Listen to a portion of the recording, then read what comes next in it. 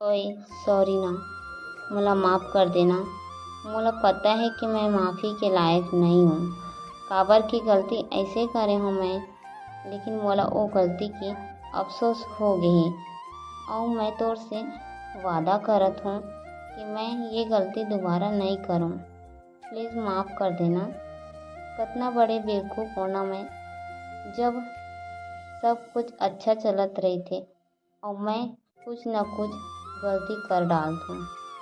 मोला मोर किस्मत माँ अति ज़्यादा गुस्सा आथे।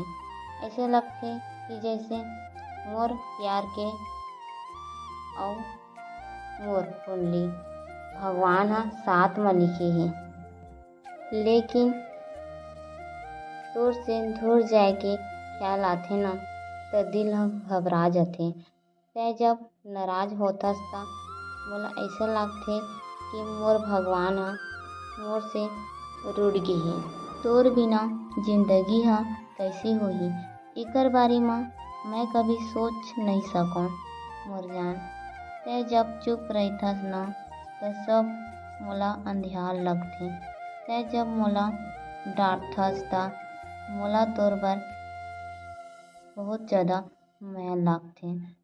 जब मान भी जाना मोर जान, मोला ऐसे और मत तड़पाना। मोर गलती ला भूल समझ के मोला माफ़ कर देना मोर जान। सॉरी। मैं ना कैसे बैठबो